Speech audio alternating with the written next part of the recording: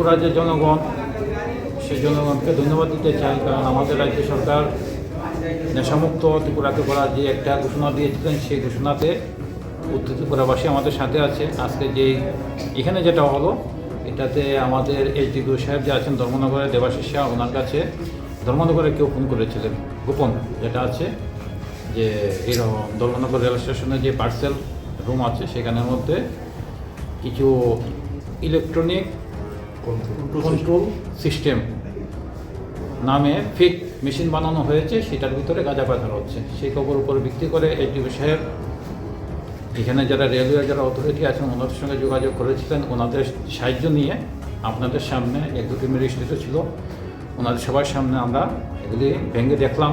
Peculiar এই ধরনের মানে অভিনব কৌশলে গাঁজা পাচারের সিস্টেম করছে ওনারা।